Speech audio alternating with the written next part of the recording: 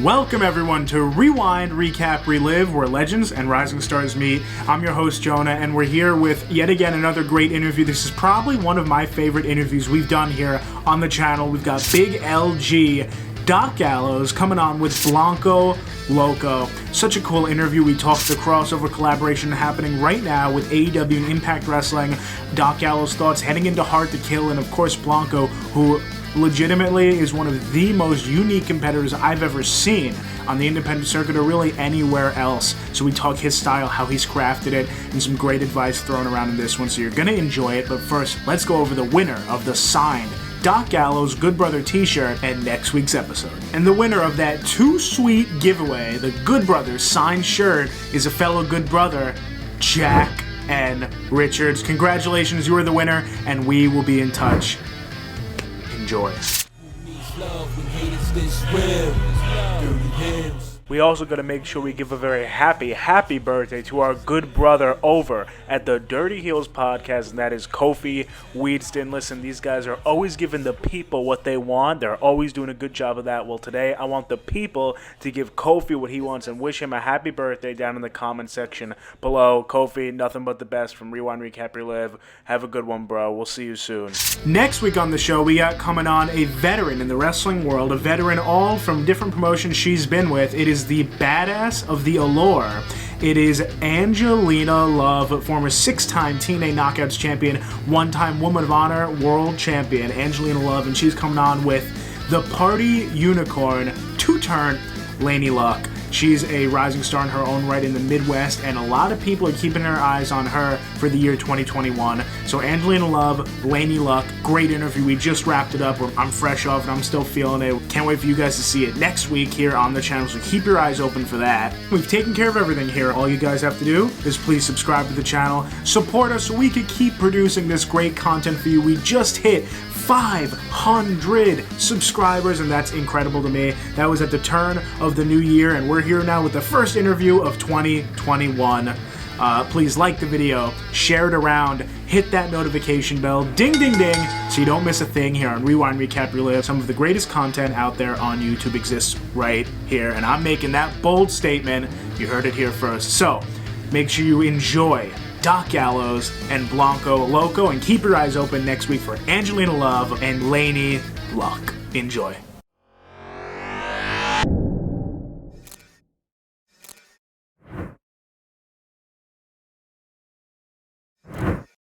Our first guest has over 12 years experience in the wrestling industry. He's held several championships, including a former reign as the ACW Tag Team Champions. He is the Sultan of the Sky. Please welcome Blanco Loco.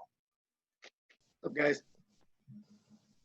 And our next guest definitely fits the bill of a veteran. He's done it all in professional wrestling, from WWE to New Japan to N Shop A Mania, and of course now one half of the Impact Wrestling World Tag Team Champions. Please welcome a good brother, the Big LG, Doc Gallows. What's up? Thanks for having me, man. Yeah, of course. And so I always like to start at the beginning of your careers. And Blanco, if you could go first, and please just explain how it is you got into professional wrestling, both as an interest and then a career. As an interest, it was pretty much always a family thing. My uncle used to do security whenever WWF would come to the War Memorial in Syracuse. So that was kind of a cool thing, get to go around, hang around the superstars and everything like that. And then as soon as I turned 16, I started training at Squared Circle Wrestling in Syracuse. Did about 2 years of training there. Not much really going on in New York at that time. So just kind of stayed local with that. Then moved down to Florida. Started training with Matt Seidel, and Alpha, the Wild Simone, over at WXW. And then from there, it's just been kind of learning on the, as I go. Ever since then, it's just kind of picking up knowledge where I can, doing seminars, stuff like that. Go ahead, Doc. No, I was just going to ask where you lived in Florida. I was interested. I'm listening. Tampa. Right north of Tampa and Hudson. Yeah.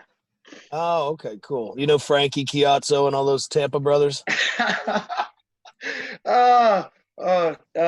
We don't get along. I love it. Perfect. We don't need to talk about that. That popped me. Oh, no, we can talk about it. I think it would be great for the interview. Yeah. Jim, stop that shit. I'll pull up and pick her up. So Doc, can we go to you now? And I would love to hear how you got into professional wrestling.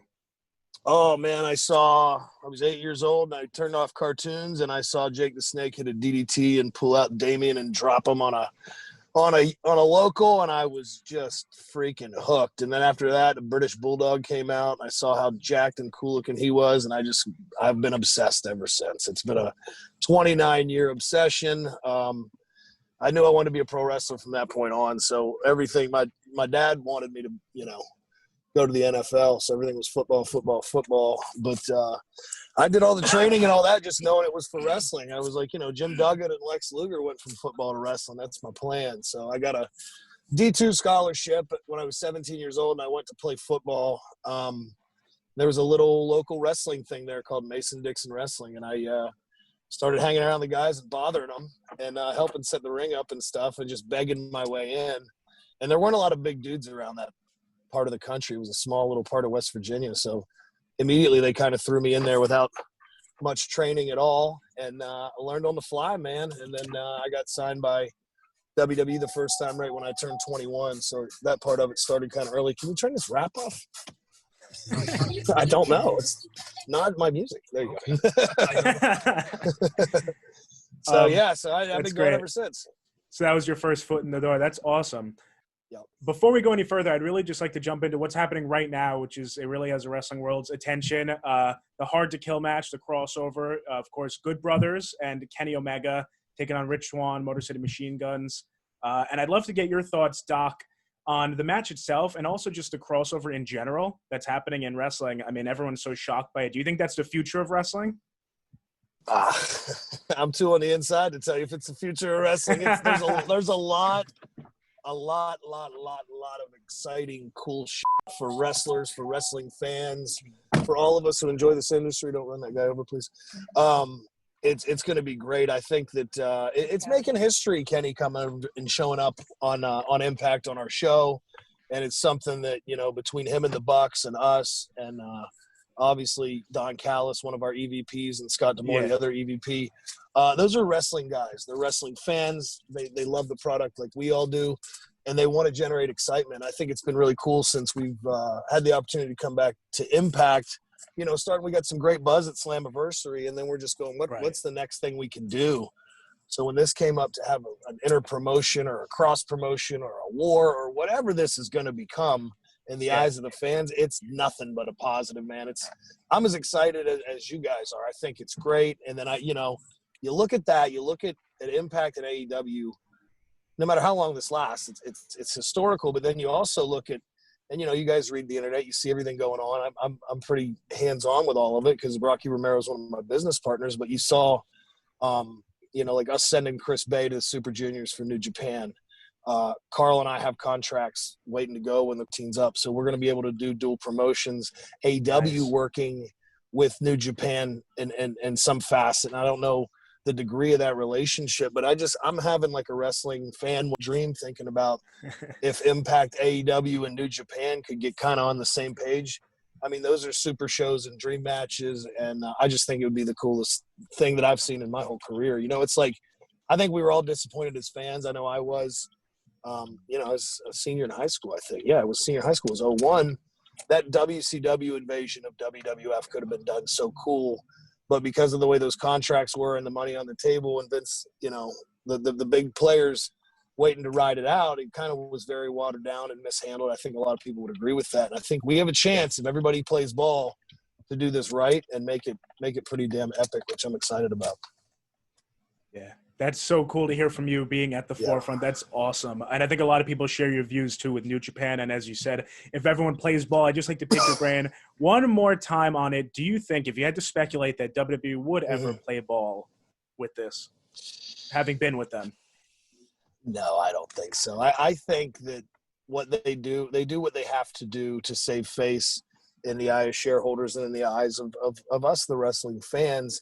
And they always say yes, but when it comes down to it, the answer is ultimately no, because it's like what you saw them do in Europe. They saw those European independents heat up. They saw them starting to draw big crowds. They saw them having these really highly talented guys, and they're like, hey, we're working together now. We're doing this, we're doing that. But in my opinion, what they do is, whether it's a buyout or a control thing, contractually, they go in there and they take this over, and they kind of like, they sit on these guys so that, you know, now they can't do these outside bookings unless WWE approves them. And now they have to work within their own promotion. And now they can't go over here what would be considered competition because under that umbrella.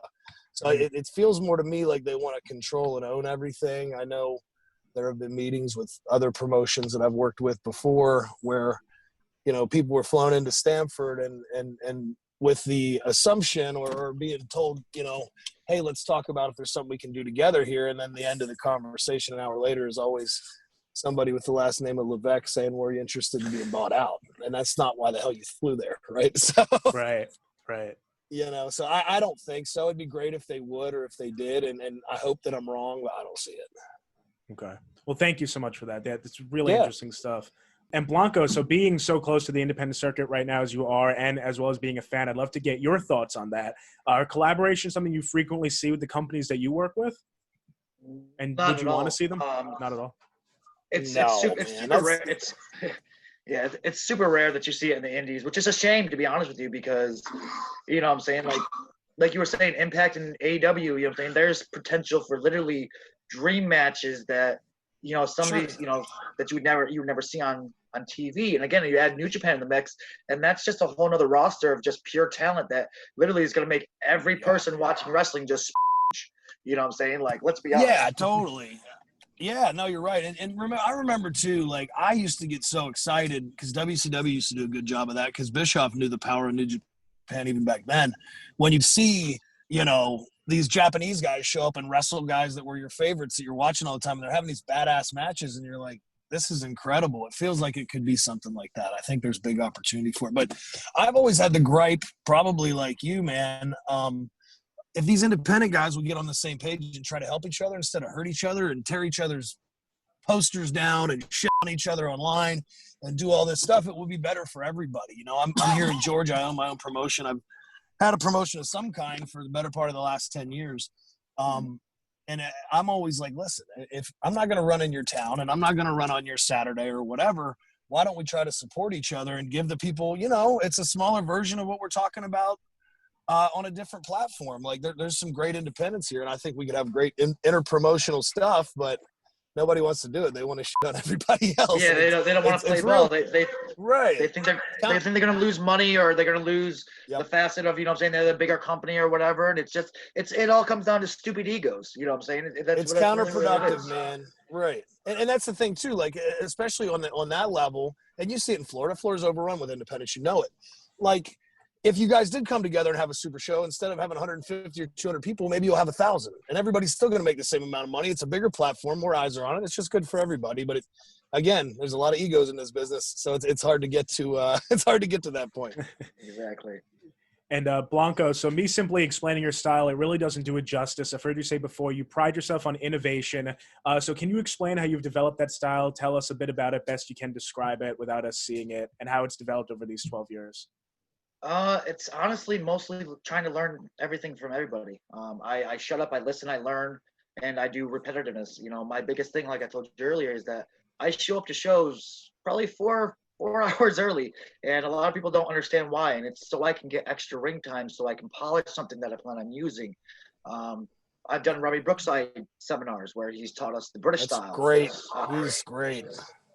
Ricky Morton, I'm consistently learning under the tree of Ricky Morton, you know what I'm saying? Fantastic, yeah.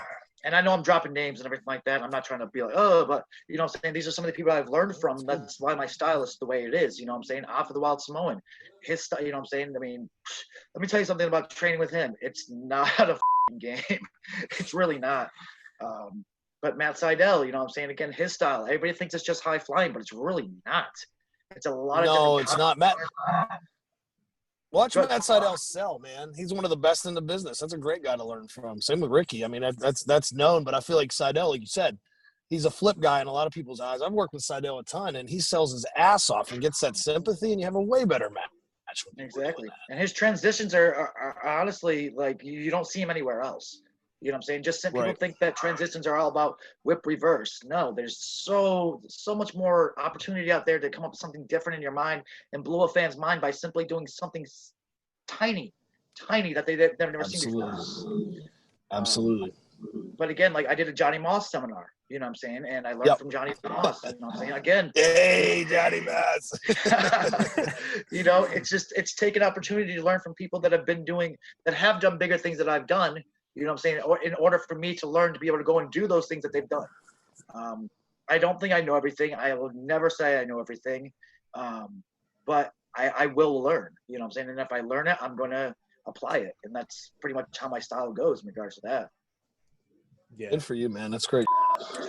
That really is.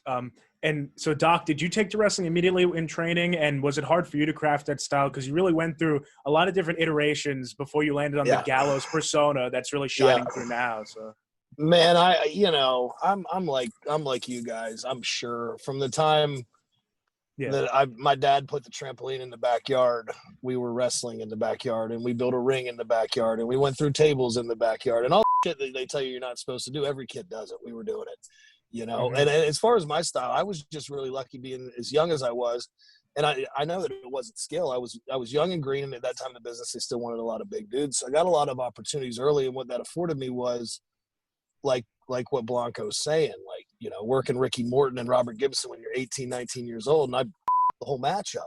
But I learned so much from that. And then you go from that, you know, I used to drive around everywhere up and down the East Coast. You go to the Carolinas and you work with like a C.W. Anderson, and you go to New York and you work with Little Guido, and just these guys who've been around and work TV, and they got all kinds of different styles and all kinds of different and like I've said it before, and I had a school here, and I used to say it all the time. I go, wrestling is not what I say is not right. What Blanco says is not right. He's got his flavor of ice cream. I got my flavor of ice cream. You know, that's one analogy. Or the circus. Like, you know, I might go to the circus for the bearded lady. Vernon here might go to the circus to see the dude get shot out of a cannonball. It doesn't make me right or him wrong. That's what's beautiful about professional wrestling. It's variety. I love seeing a big fat guy. I love seeing a powerhouse guy. I love seeing high flyers. I love seeing the girls. That's what's entertaining about pro wrestling is a complete show has something for everybody. You know, if I'm in the main event and I'm not your favorite, maybe Blanco's on before me and he is your favorite. And that's where you're getting your nut. And that's what it's all about, you know, however you get it. But that's what I believe. And I think that's really important. And it just as far as the style, I took from a lot of guys that I liked. You can tell I don't do a lot of fancy shit, but like when I got into the tape trading part of my wrestling nerd fandom, you know, like getting the stuff from Japan and watching Bruiser Brody over there and watching Stan Hansen over there and watching the Funks over there. I love that kind of shit. So I think I take stuff from that. But it just blended together over the years. I mean, you know, Blanco can tell he's been doing it 12 years. You start to find what works best for you. And that's kind of how you find it, I think. I've gone through a lot of wrong before I got what was right. Hey man, that's how we all have. And so, Blanco, I'd love to hear how you actually developed the Blanco Loco character, the persona, because you're really good. I know you said you have a lot of distinct features that you put into it to get it across to the audience. So can you tell us about that? So honestly, I was doing the unmasked gimmick because like I said, I do two gimmicks, you know what I'm saying? Kind of a heel, baby face for whatever they need.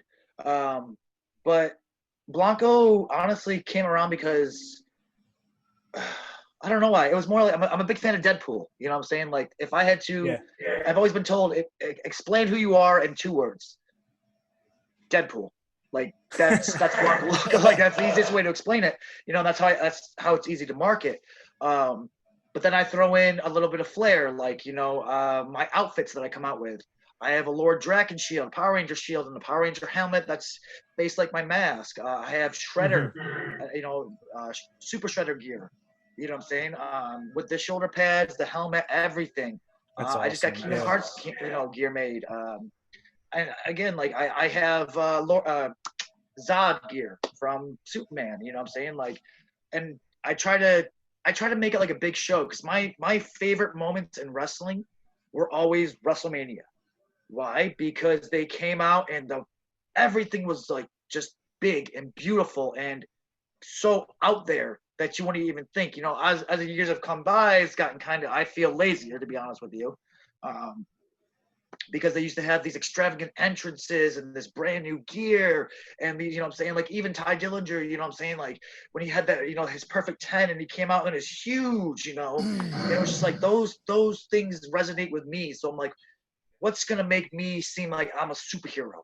Because every person that watches wrestling is like, you're wearing a mask, you're a superhero. You're Spider-Man. You know what I'm saying? Like, it's almost an automatic. Or, hey, you're Rey Mysterio. Right. And Rey Mysterio, every fucking set of gear that man has makes me like everywhere. You know what I'm saying? Like, it's just so with Blanco came about because, again, I was a massive comic book fan. Deadpool's my favorite character. I use that type of, I guess, character while I'm wrestling. And it's just worked, to be honest with you. Like, it works, and I enjoy it. You know what I'm saying? That's probably one of the biggest things is I enjoy being this character. And having kids, you know, again, look at me like I'm, you know, a superstar, not just another guy in a mask, you know? Yeah. And so you mentioned you enjoy it. That's a great segue. I want to go to Doc. So you, as I mentioned, quite a few iterations. I'd love to hear your thoughts on your first WWE run and hear if you enjoyed Festus and Straight Edge Society. So yeah, you know, that I get a lot of funny comments about, especially about Festus, as you would imagine. But I mean, yeah, you got to remember, I came here. I'm 22 years old. You guys want to sit in the sushi place until I'm done? Okay. Sorry. And you know, I'm in developmental. Exactly. It's over there, I think. But yeah, we're Christmas shopping while I'm podcasting. So oh, nice. That's why I didn't realize it was now. But anyway, like, you know, I was 22 years old and they called me to do the Imposter Kane thing, and everyone's like, "Oh, that was a big failed gimmick." Well, yeah, of course it was. But the other thing is, it wasn't supposed to be like this long run. It was to promote the See No Evil movie. So I did that, and you know, I went back down and I was doing this freaking Deacon character, and I brought a. You know, it's like he was saying earlier. It's to me, it's always been about the pageantry, and you got to look like a star, you got to seem like a star. And I had a painted face, and I talked to these crazy voices, and I brought a tarantula to the ring, and I would do my old Jake the Snake thing. I'd beat the guy and drop the spider on him. Well, then WWE was all over it, and then until you realize you can't travel with live tarantulas, and it's hard to get a working tarantula in every town you go to. So, killed my gimmick. And they had brought Henry Godwin back at the time, and he was going to tag with Ray Gordy as like a new Godwin's kind of hillbilly, whatever, like a, you know, like a little undercard baby face act that they, you know, people could have got behind, whatever. And Henry had some personal issues at the time. He's a great dude. He was great to me, but he had some personal shit going on, and he had to leave the company.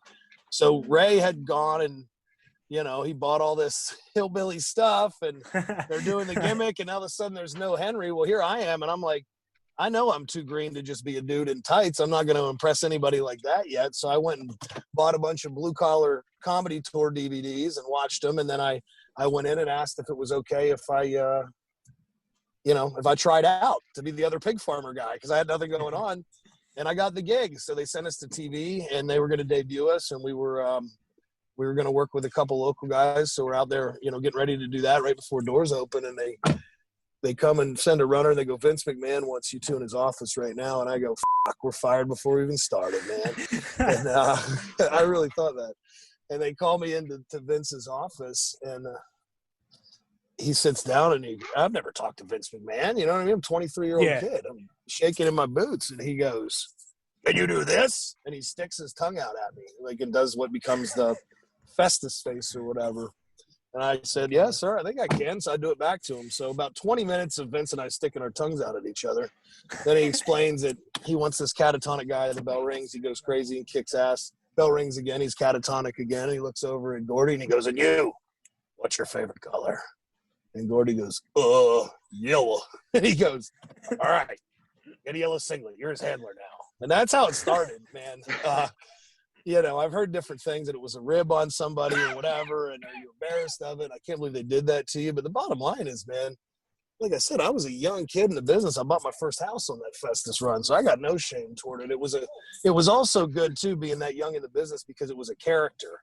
So kids got the character. So when we'd go out and work on these house shows and live events, they knew they might not know Festus. He might not be their favorite wrestler, but they knew when he came out there, when the bell rang, the was going to go down. So it always got a big reaction. It was a fun character for that kind of stuff. It just, it didn't have any legs. You're a silent character. You can't go cut a promo on The Undertaker when you can't talk. So it wasn't going to go much further than it did. And it had its little run. And then they were going to They switched me to Raw, which they switched Festus to Raw after they took his Jesse away, and a Jesse without a Festus is nothing. So that didn't go well. But there were no plans for me, and I knew that. So they called me and they're like, "Hey, I gained a little weight to do Festus, obviously, if you've seen it. They're like, drop some weight, get back in shape. We want to repackage you, and I was gonna be a masked character on Raw. They were like, we're gonna put you in and as a masked heel character, work in the middle. We'll see if it gets over. We think that'll be good for us." Great, yeah, thanks. So I go down to Orlando. I meet up with these special effects movie guys, and I get this I spent $5,000 on this costume and this movie mask and all this shit. Wow. So they want to see it. So I go down there, and I'm in there was no PC at the time. It was Florida Championship Wrestling. While I'm in there, I'm bumping guys around. I'm working on a finish, whatever. Well, the Undertaker and CM Punk walk in. Well, I know them both from the first run. Punk's a buddy of mine. And Vince was still in that thing where he's like, CM Punk's not big enough to get heat on the Undertaker. He needs a big man as a heater. So they're trying out all these big guys. And between Punk and Taker, they hate all of them, right? And I'm just hanging out. And finally Taker goes, "What about him? We know he can work." And Punk was like, "Yeah, great idea." And that's how I got the straight edge thing. So I just kind of completely fell into that one. I go, okay, cool. Yeah, let's run with this. And that was another good one too, because, I was about 25 and now, the act is pretty cool on TV, but I'm out here and he's working with Taker every night. He's working with Ray every night. He's working with Batista, all these top guys who knew how to portray that big fight feel and deliver that, that pageantry, like Blanco was saying earlier.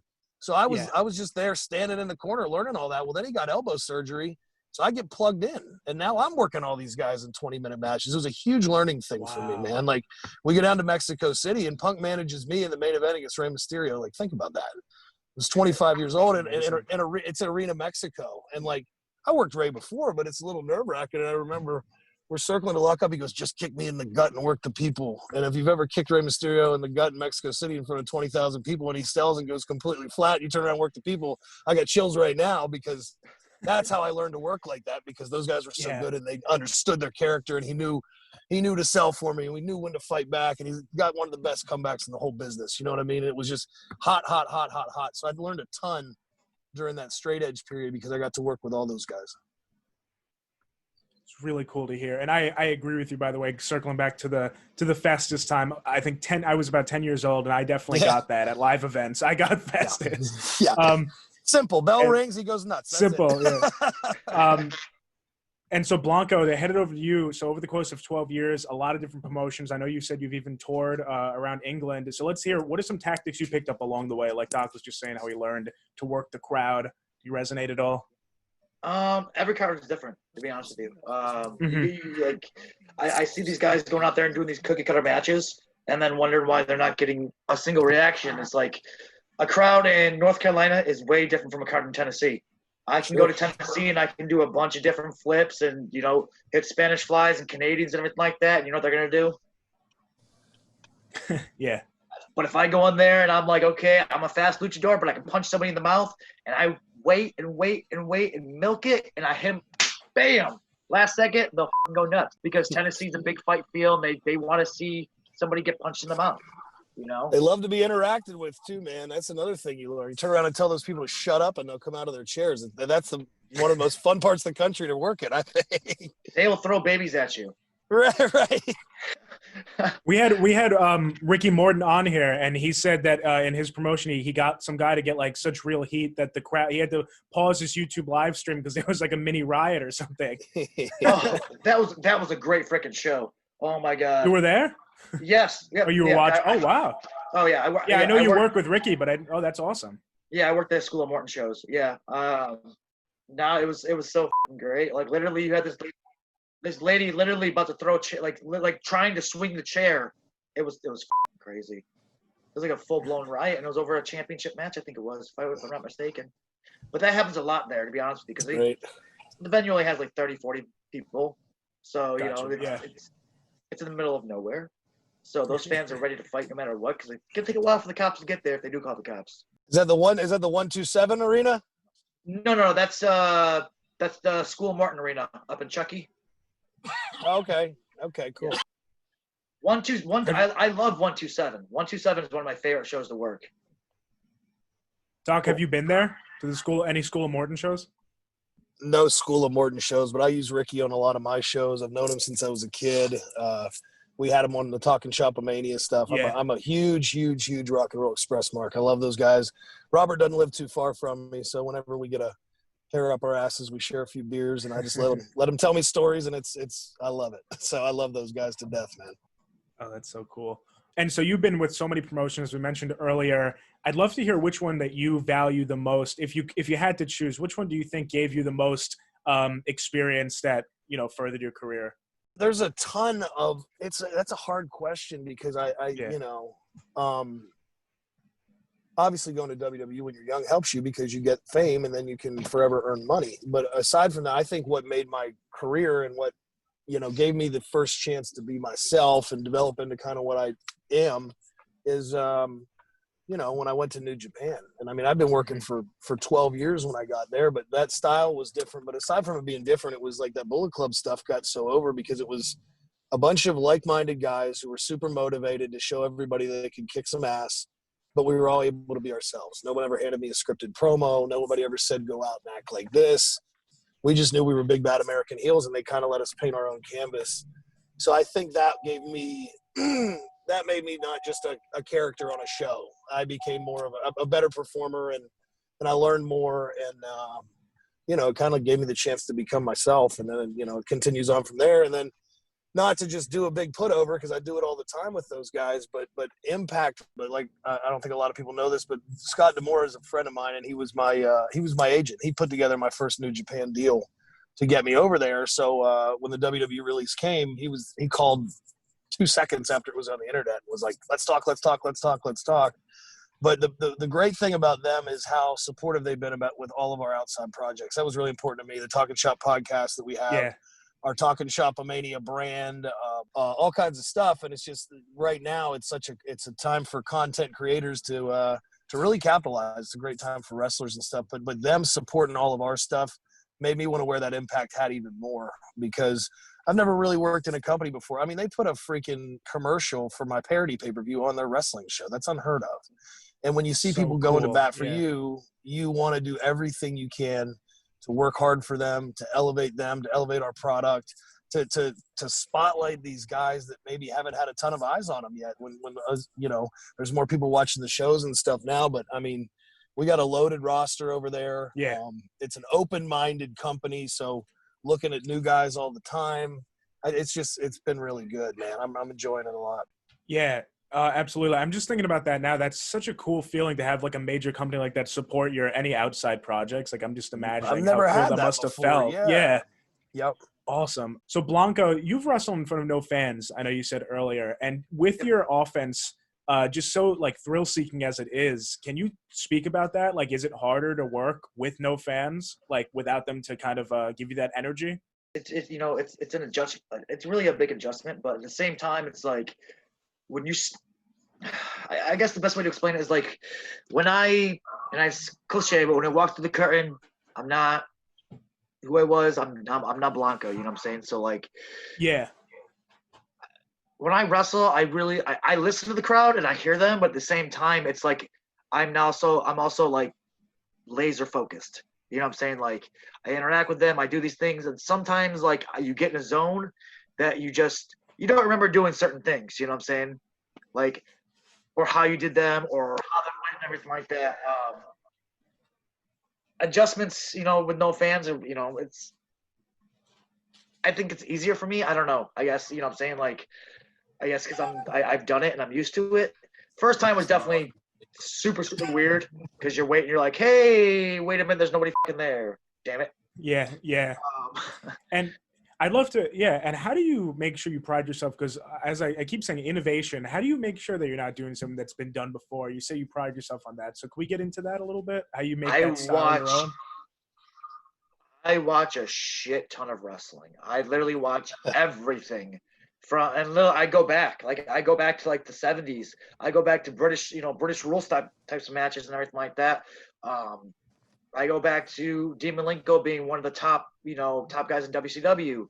I go back to watch Juice and Thunder Liger, and and also I search for like literally like the finisher that I do with the gory special and do it, gory special flip DDT. Right. I search. and to make sure that nobody's doing it. You know what I'm saying? Like, instead of just assuming, because you assume it makes you an ass, but, and I pay attention. I try not to pay attention to anybody else on the indies. Like, I watch matches, but at the same time, I don't watch too much indies just because I feel, and I've done it before. That's why, you know what I'm saying? It feels to me like if I watch too much of something of somebody else's, then I'm going to start unbeknownstly copying them. And, even if it's like small little things, you know what I'm saying? Like, I don't like taking from somebody else. Right. I mean, but it's wrestling. We all share whatever, everybody's done a fucking RKO. Everybody's done a big boot. You know what I'm saying? Like, we all share, but, it's just, like I said, it's a lot of hours. Like, again, we travel, again, North Carolina, South Carolina, New York, Tennessee, Indiana, Texas. We've done California. We've done Washington. We do a lot in Georgia,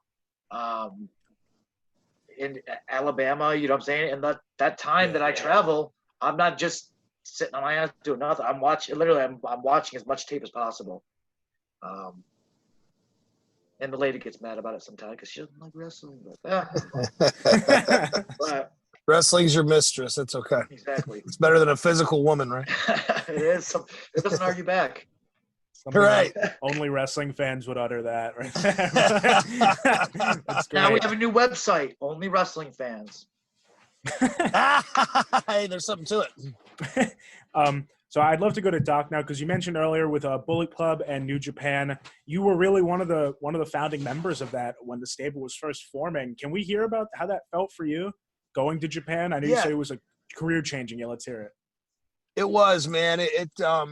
Those are guys that I didn't know. Like, I knew Tama Tonga is the son of Haku, and I knew that I loved Haku, and then him as Ming in WCW. Yeah. I knew Carl Anderson, conversation here and there, seen him on a couple of things, knew we kind of shared the same sense of humor. Didn't know him, didn't know Bad Luck Fale at all, didn't know Finn Balor at all.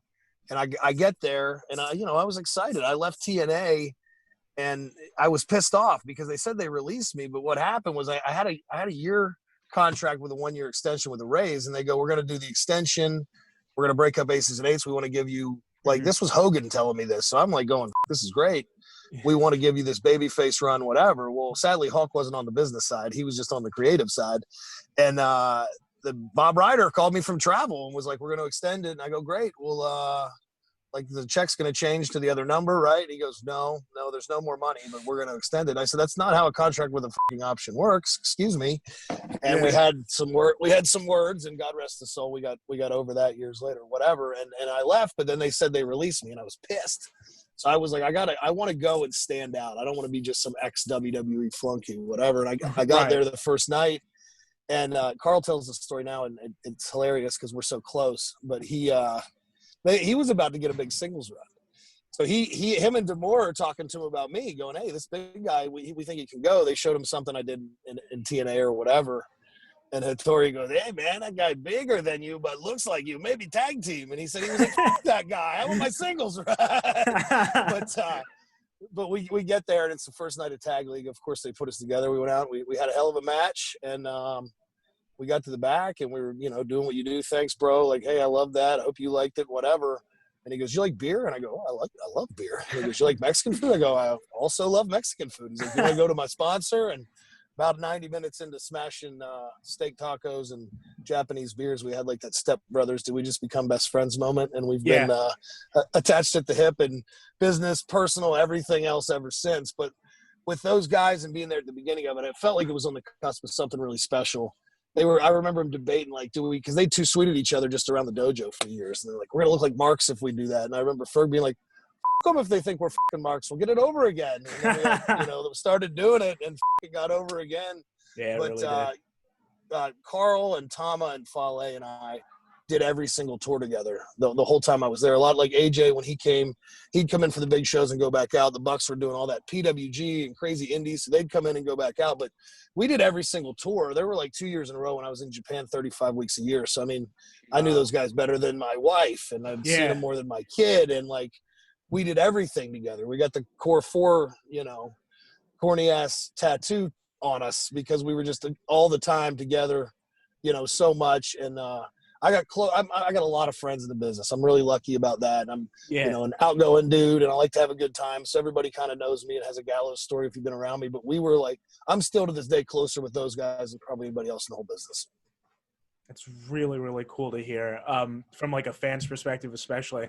And I know you and Anderson on Talking Shop, everything you're all about, great sense of humor, cool stories, and fun times. I'd love to hear any stories from Japan. One good story that you remember from your time in Japan. Man. I know there's probably tons if you could think of any. There's tons. I'm trying to think of something I can tell that won't incriminate anybody. I can imagine, yeah. I think that, there's a clip floating around on YouTube or something somewhere, but some of the times we would get there and, that culture was different. I'd wrestled for Noah and I'd gone in for Inoki's IGF and stuff, but I'd never like really just been on tour like that in Japan constantly. And I mean, it's like you hear this in any wrestling book or story or whatever. I was just laughing. I was reading the Young Bucks. I got a copy of their book and I was reading about this particular thing, but it happened a lot where we'd be with these sponsors and these Japanese businessmen get drunk and they all kind of have their underling guy or their little assistants with them. And it would be an hour into it and they'd want to see these guys get chopped.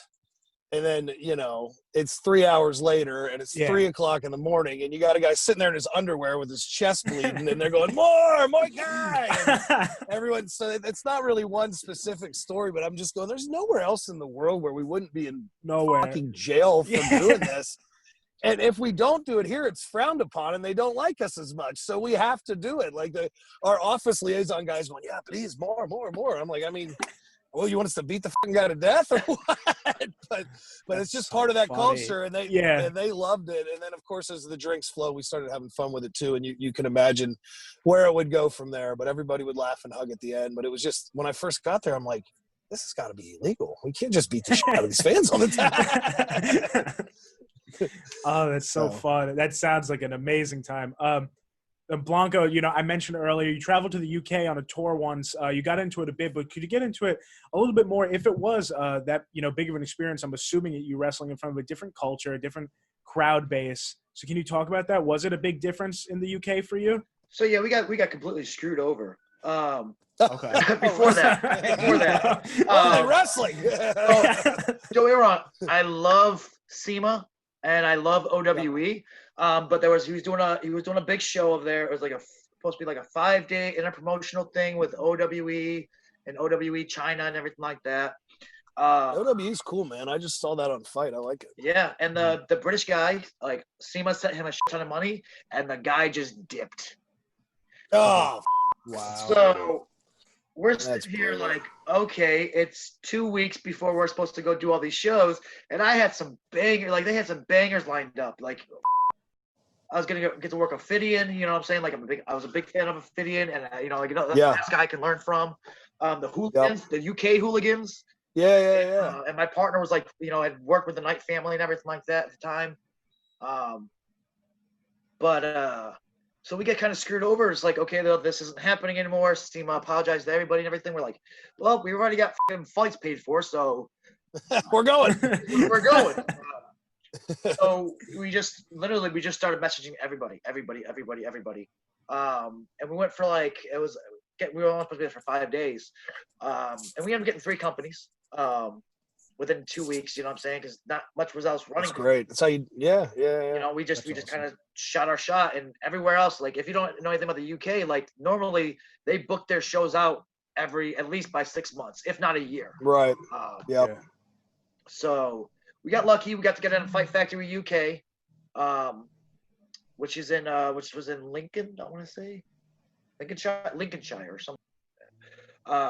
And my partner at the time, who's from, Joey Osborne, he's from there. He's from Essex. No, Telford. I'm sorry, Telford. That's where he's from. He kept on telling me, he's like, don't come out with the Pikachu, because I'm a big Pokemon fan. Like, once in a while I'll come out with a stuffed Pikachu, and it's I thought it was Pikachu gear. Okay, so you actually stuffed Pikachu. It's a stuffed animal. Yeah, it's a stuffed animal. And I'll do like a 450 with it on or something like that. And he was like, "Don't do that in England." He goes, "They'll fucking hate it. Like, you don't do it. You're gonna get us in trouble. Like, some of these fans will probably try to fight you if you do that." And I'm like, "Really?" Yeah. Like, my partner was asshole, by the way, just so you know. Yeah. So, like, he thought we were going to do a tag team match. They ended up splitting us up into 2 different matches. I don't know if you ever heard of Robbie X. Really cool cat over there. He's amazing. He's done a lot of shit with Ospreay. Oh, cool. And so I ended up getting in a match with him, and I'm like, oh, shit, they put me against one of their best guys. So I'm like, okay, well, this guy's over as shit. I'm brand new here. Let's, there's a bunch of kids out there. I'm coming out with Pikachu. So literally right before I go to the curtain, he goes, mate, they're gonna fucking hate you. I'm like, all right, we're trying. I go out. Loudest fucking pop of the night was for Pikachu. Wow, Okay. you proved him wrong. I was like, why did you think they were gonna hate that so much? I don't understand. Is Pokemon not big there? Maybe. I will reiterate, he's an asshole. Yeah, sums it up. Which is why we're no longer a tag team, and I've got, you know what I'm saying, like. I love the burials on here. But the culture wasn't really much that different. They definitely, I will say this, they respect wrestling a lot more than American fans do. Yeah, no, it makes sense. It's kind of like, you know, the Japanese fans, and if I'm wrong, Doc, tell me I'm wrong. But from what I watch and what I see is like they'll let you do something and then they'll give you the applause because they respect you for doing it. They do. That's one of the fun things about working there that I think you'll find when you go, and like you saw in England, is they still appreciate wrestling as a physical form, as a sport. And we get so crazy over here with all the entertainment, sometimes we lose that. That's why when I talk about, I am saying this, and then I'm also creating parody pay-per-views where guys are getting hit with rubber cocks. That's why I always try to reiterate in these interviews that I think there's a time and a place for both, because I don't ever want that mixed in with, I don't want to see that on a New Japan show. It's garbage. I want to see that and watch it as a sport. I don't want to watch the G1 and have comedy unless it's Yano. You know what I mean? Exactly. Yeah. And I love that they appreciate the sport of it. And you know, like we used to, just my own little take on it. I remember, like, you know, in Japan, they want to do these big man spots when I got there, and I'm going, God, these are so tired out and boring, and we're going to tackle each other and run into each other. Well, then what you start to realize is they love that. They don't have these big dudes over there. So when they hear all this flesh hitting flesh, and then we're seeing how hard we can hit each other and getting that reaction, I went, oh, that's actually really fun. I wanted to shit on it, but I was wrong. But you have to be in front of those people to understand it. And then Carl taught me a lot, because he was there for 9 years straight. Like, he understood that audience. And when he would get to he can call a Japanese match better than anyone I've ever seen. But when you get to that, when you're getting toward that finish, and you start building those false finishes, and you have those big kickouts and stuff, and then you get those big, like, honest, genuine reactions, and you get them rocking. Like, even, you know, we did a lot of cool buildings over there with 10, 20,000 people. Of course, the Dome is the biggest, but a good Korakuen Hall, when it's sold out with 1,700, 1,800 people, the way the acoustics are in there, and when the club was hot, and we'd start into those false finishes at the end, the building would literally vibrate. I got chills again. And those are some of my favorite moments ever being a professional wrestler, because it was just like the energy in that place was spewing out of them. It was just so freaking rewarding. I cannot wait to do it again. I really can't. And that's what I'm saying. Like, again, like, you know, the UK, again, like it taught me that it taught me that U.S. fans are fucking spoiled. They are spoiled. They see us all the time, and they've seen everything. They appreciate you in the UK, man. Exactly. And they want, you know, like, over here in the U.S., they want everything from you, including your blood, your liver, your spleen. You know what I'm saying? They want everything. Over there, you can, you know what I'm saying, you can save your body, still get the same reaction, still get the same love and respect, and at least they'll buy your merch. Over here, it's like, oh, you just did a 450 through glass? Oh, you want $10 for a photo? F*** off. It's just spoiled. You know what I'm saying? Like, a little bit fickle, man. A little bit fickle, especially in the big markets where they've seen it all so many times. But like it was just a learning experience. It was, like I said, it was a learning experience. And the food, to be fair, as much people shit on the UK's food, no, they don't season it, which they're assholes for, but hell of a breakfast. Thank you. Yes. And I can eat as much cake as I want and not feel bad because it's not super sweet. That's all they have, so you're gonna have to eat a lot of it. So Doc, I want to go to one career specific for you. One more. We were actually able to speak to AJ Styles on here about the Boneyard match. Yeah, it was really cool, and I heard how I heard how how much it meant to him and if he wanted to ever do anything with Undertaker again, but we didn't really get into like the inner workings of how something so unique, happened. So I'd love to hear from you. You were right in there. Well, how was that? First of all, when I hang up the phone, I'm going to call AJ and tell him he needs to mail me my damn Slammy because I heard that the match got a Slammy. Yeah. But you're going to be looking no, for it was that? I'll find a way to spoof it. It'll be better.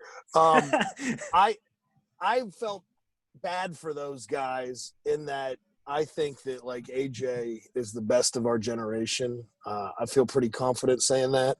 Mm-hmm. And I knew and Taker was a guy that I came up on. He was, my favorite through my teenage years. And then being a bigger guy in the business, everybody wanted to work like Undertaker because he's athletic and he can move and he's not just the boring big man who punches and kicks, whatever. Right. So I had a ton of respect for them. And it just, it's documented. A close personal friend with Alan. He really wanted an arena and a ring and to give Taker that one last great one. Like that was so, at the time we forced him to get us a tour bus when we resigned because we didn't want to resign. So we told him, if we resign, you have to buy us a bus because you're so rich. And he did. And then we ended up leaving. Now he rides on it by himself. But we were a lot of late nights driving. Wow, that's and so him cool. Just thinking about how he wanted to give him this, like, Undertaker, Shawn Michaels in their prime kind of match, but do it as AJ Styles. And it was really important for him. And he called Taker and asked Taker if he could pitch the match to Vince, and Taker gave him his blessing. So it was a big deal. Mm-hmm. Everybody was really disappointed when we figured out that it had to be this cinematic thing. And we didn't know what it was going to be. We go out a day or two before we film it. We look at it. And, I mean, they have some special effects guys roaming around, but it's a freaking field with a shed. And I'm like, oh, God, what are we going to do with this? And I think we shot for 12 hours or something. Those cinematic matches are fucking crazy. Yeah. I did the swamp match with Bray and Braun. Yeah. That shit was and you're just out there all fucking night, right? They were telling me how cold it was too, because you guys got wet, right? No, I was sweating my off. Oh, wait, you saying they were cold then. Yeah, I was. You were in the swamp match? Yes. You were. Wow, that's so cool. But here's the thing: we got there at 1:00. We left because of all the retakes they had to do, 8 a.m. the next morning. Yeah, it's crazy, but. When I was watching it, because, we had spots in it and stuff, but they're doing this dramatic fight. But I've said this before, but right out of the gate, Taker goes to, like, break that window in the hearse, and he does. And he had a thing to break it, like, in his fist. Well, it breaks, and his forearm goes through. And, I mean, he lays his forearm open. And I just thought it was so cool. Like, what an old-school badass dude. Like, yeah. They cut. He wraps it up. They put pressure on it. He put ice on it for about 3 minutes. He goes, all right, let's keep going. And, I mean, we had to keep stopping all night because his arms just laid open. But he didn't want to stop and get stitched or anything. He wanted to keep going. So it made it take a little bit longer. But as I was watching it, I'm going, oh, this is going to be cool. This is the way that it was shot and stuff. It's going to be cool. And, like, I mean, Taker's what? Almost 60 years old now. So there wasn't a lot of retakes in that one. It was like, all right, here I go. Let's go. Get it now. And they were going, and it was one of the best brawls I've ever seen. I thought it was well done. It was a tedious task, and gave him a bottle of Jack Daniels after it was over, and never saw him again. Did. So that's it. Yeah, that's how it happens. Yeah, he rode off on his bike. So, that's great. Right, rode off. and then I had a boneyard match and made fun of all of it. So what does that make me? I don't know. A genius. You made money off it, right? Genius. Well, yeah, I guess. So Blanco, for you now, getting to this point in your career that you are, who do you thank for getting there? Love to know any mentors or trainers. You mentioned some earlier. Alpha, honestly, is one of the biggest ones. He was the reason that I actually started getting like WWE extra work and everything like that. And a lot of people look at that's so cool, the swamp match, yeah. Yeah, I mean, but and the biggest thing is like it wasn't because most of the time I just sat there, to be honest with you. Like we went through fight scenes and everything like that, and then like I sat there and ate catering. I got paid. But like I paid attention. I learned. I'm like, okay, well, they're setting this up this way for this purpose, and they're setting up this for this purpose, and they're over there, and they're filming it here. You know what I'm saying? And I kind of used that and took some of that knowledge to use kind of like in my promo videos and everything like that, and figure out what they used and everything. Because I've done many cinematic matches with them. I did the whole what the hell was it? Street Profits with freaking Hanson and Rowe versus the Ninjas. I was one of the Ninjas. Oh yeah. Oh wow. You know what I'm saying? I was a ninja on Raw for freaking, I think, like almost 2 months, 3 months. And I mean, it was fun. It was a good learning experience. You know what I'm saying? Like a lot of people, you know what I'm saying? A lot of these workers nowadays, they look at the extra work and like, oh, I can get in there and get a paycheck and then I can raise my rate. Yeah, well, that's awesome. Yes, you can. But what the hell did you learn while you were there? Oh, I sat in catering. Well, you're a fucking moron. You're an idiot if you do that. Yeah. Exactly. You know, and same thing when I went to AEW and got to do AEW. You know, I walked in and I listened. I listened to everything Colt had to say. I listened to everything that Daniels told me, everything that Dustin told me. And after my match, I got nothing but good marks, you know what I'm saying? And yeah, you know, definitely Alpha. Circling back, in regards to that, Seidel for sure, Ricky Morton 100%, really out there, Brutal Bob Evans, Okay. definitely him because he was actually the reason, like, I was stuck in Florida. I wasn't trying to travel or do any of that crap. I was like, oh, I can make it in Florida because I'm with WWN and they're gonna get me on Evolve, and that never happened. So I did his seminar, and he was the one that kind of put the boot in my ass to get out of the state and hooked me up with some out-of-state bookings. And then he's like, hey, I'll give you 3. You got to do the rest. And since then, like, I barely work in Florida. I do, like, maybe, like, 3 or 4 shows a year, and everything else is out of state. It's too oversaturated, brother. It's stupid down here. They all use the same people. Yeah. And they're I noticed that too. Yeah, there's a lot of people. Honestly, like it's like a speech, yeah. And if they watch it, you know what I'm saying. And I didn't mention their name; they already know because I've told them in person. You know what I'm saying. Yeah. But I'm just gonna keep learning and just keep, hopefully finding more and more mentors to learn from, so I can get better. Yeah. And my final question for Doc is, what can we expect to see from the Good Brothers? And then, of course, if you have any advice for Blanco going forward. Oh man, I don't think he needs advice. If he's doing all the stuff he's saying, it's the right shit. You know, you go to the people who have gone further than you've been fortunate enough to go yet, and you soak them in like a sponge. And you know, I learned this a long time ago. There's good advice and there's bad advice. But you can get something from all of it. It's like, you know, I used to tell my students, go everywhere that you can possibly go and work. And they'd go, well, I don't want to drive 3 hours to the state line and do this shit show. And I go, get your ass in the car and drive 3 hours and do that shit show, because you're going to learn more sometimes with an unskilled guy that you have to make in the match, and you have to create entertainment out of that, than you're going to by going and, you know, working some veteran guy who's being lazy and wants to take the night off. You never know where you're going to pick up your next granule of information that you'll use to better yourself and get further in your own career. Right. So the advice part was part of it. What was the other part of the question? I forget. Can we expect to see from the Good Brothers going forward? Yeah.